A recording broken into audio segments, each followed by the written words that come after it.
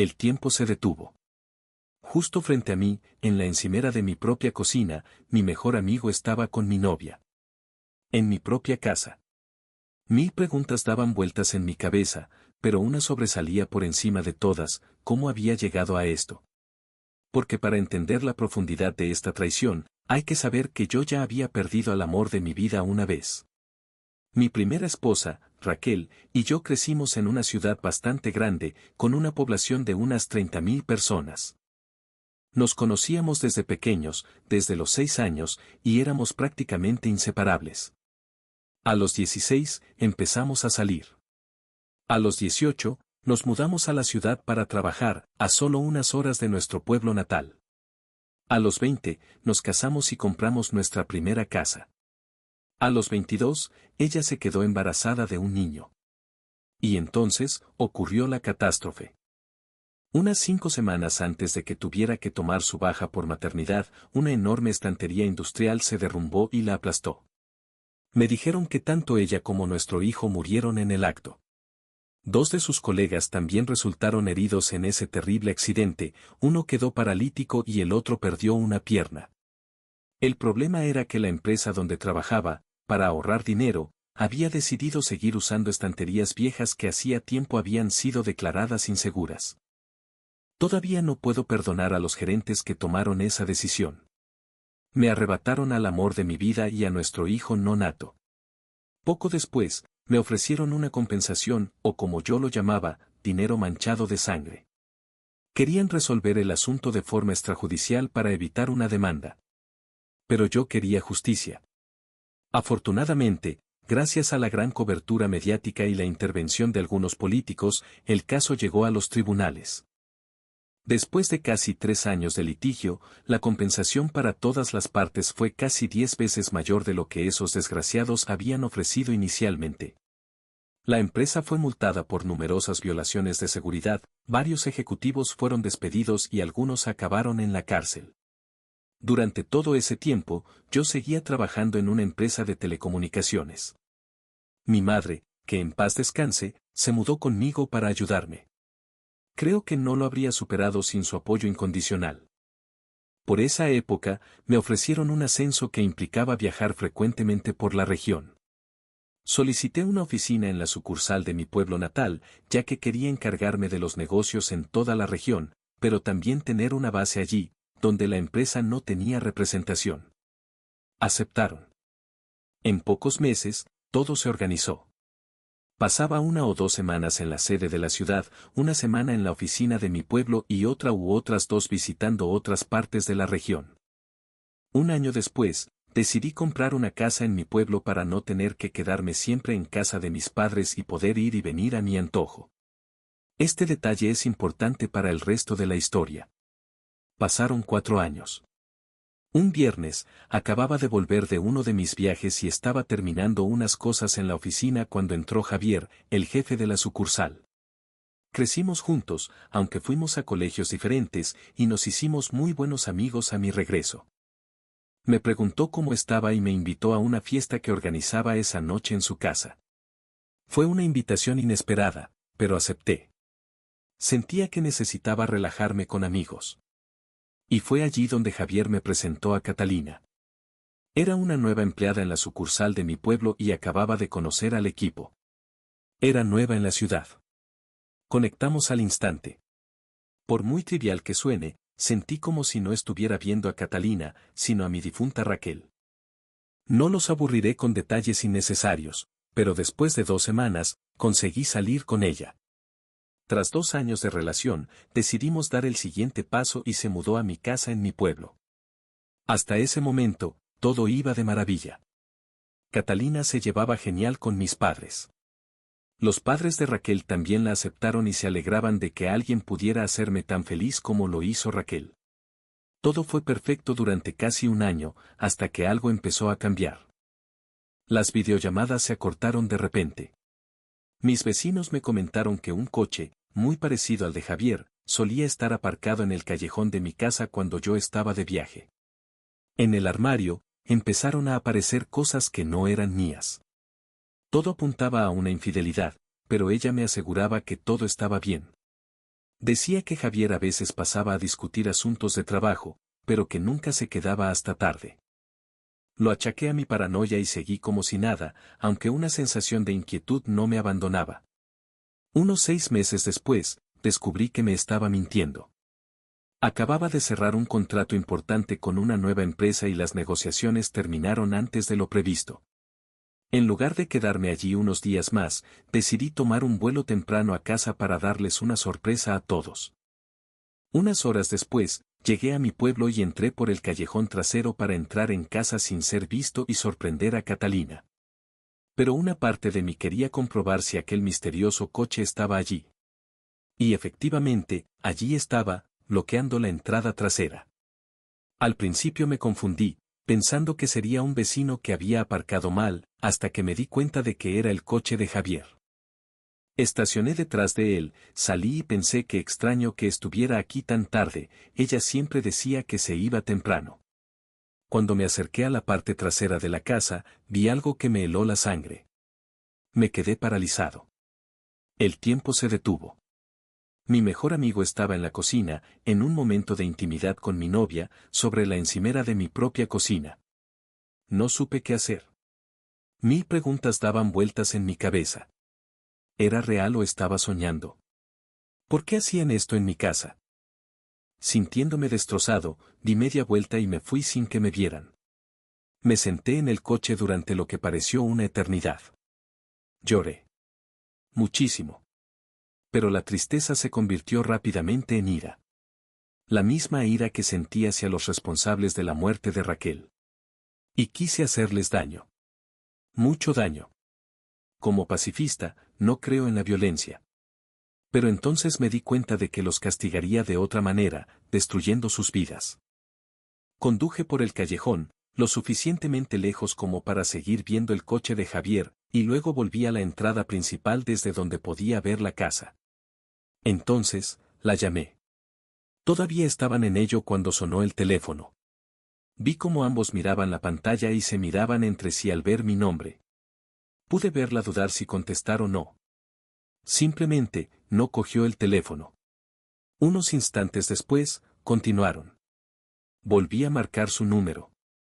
Esta vez, respondió. En cuanto descolgó, colgué la llamada y volví a mi coche. Poco después, ella me devolvió la llamada. Me preguntó por qué la llamaba tan tarde. Le dije que llegaría a casa en 10 minutos y que no quería asustarla con mi llegada. Obviamente, se quedó en shock, pero fingió alegrarse de mi regreso. La conversación terminó muy rápido después de que ella dijera que iba a cambiarse de ropa.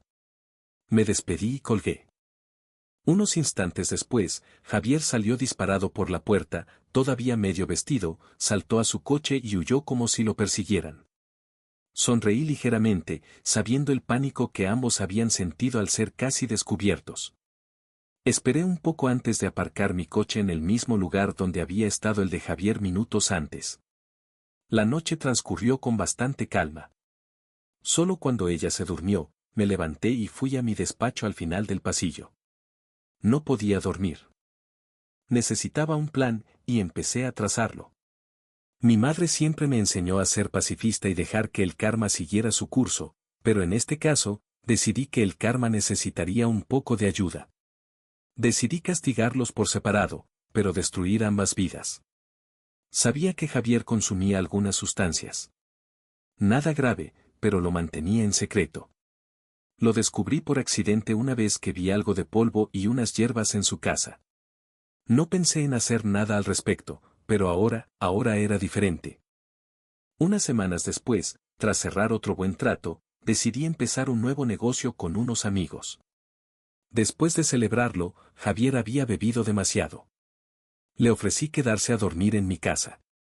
Mientras dormía, tomé algunas de las sustancias que guardaba, junto con algunos de sus objetos personales, y los escondí en diferentes lugares de su coche, la mayoría en el hueco de la rueda de repuesto.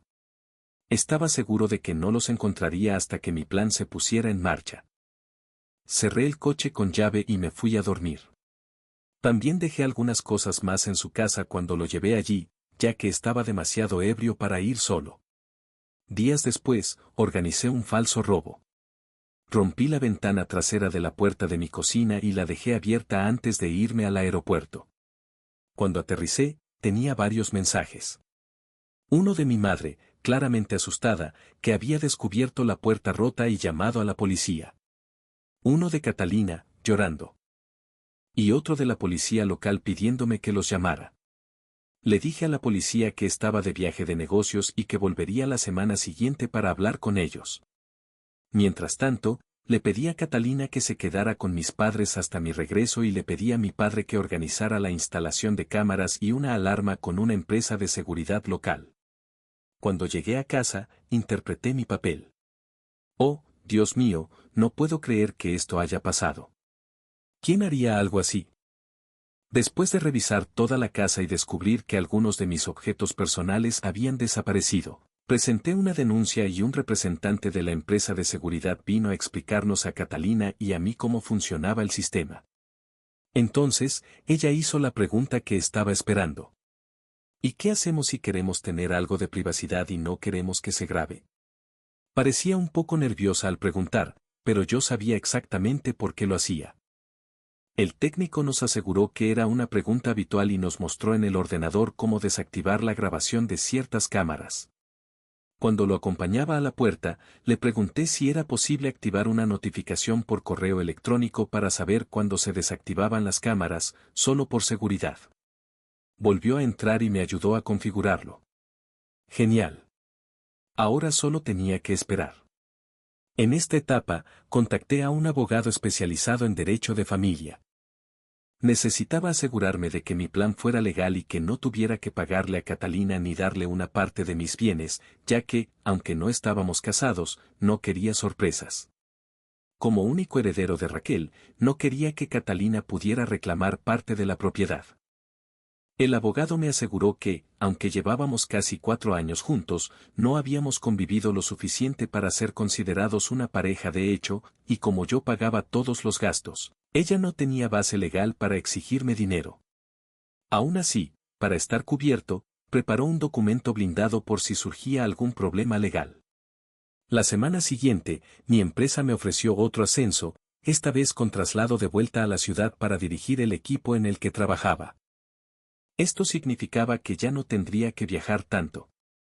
El traslado llevaría unas 6 semanas, tiempo más que suficiente para reunir todas las pruebas. A la semana siguiente, de vuelta en mi pueblo, empecé a ejecutar la parte final de mi plan. Le pedí a Javier que aprobara una semana de vacaciones para Catalina en 2 semanas. Le dije que quería enviarla a ella y a un par de amigas de vacaciones antes de dar el paso más importante de mi vida por segunda vez. Él saltó y me abrazó con fuerza, felicitándome. Le devolví el abrazo, pero no con la intención que él imaginaba. Aceptó y reservó la semana, prometiendo no decir nada para no arruinar la gran sorpresa. Sabía que los rumores se extenderían por la oficina, pero eso era parte de mi plan. Esa misma noche, le dije a Catalina que le había reservado un viaje a un resort de spa tropical para ella y 2 amigas durante una semana. Todos los gastos pagados. No hagas preguntas, elige a 2 amigas y prepárate para la mayor sorpresa de tu vida a tu regreso. Gritó de alegría como una niña a la que le dicen que toda la tienda de dulces es suya.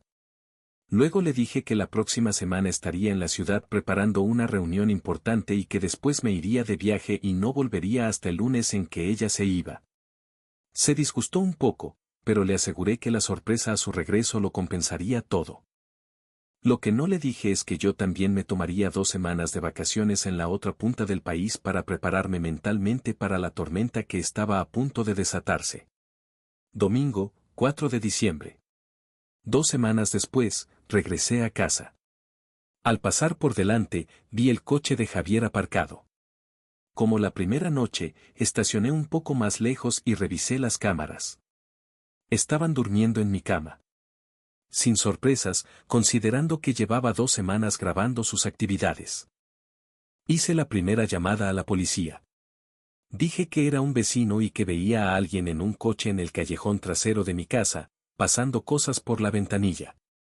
Dije que parecía que estaba vendiendo sustancias o planeando entrar a robar en alguna casa. Les di el número de su matrícula y una descripción. Me dijeron que enviarían a alguien en unos minutos. Luego, llamé a Catalina.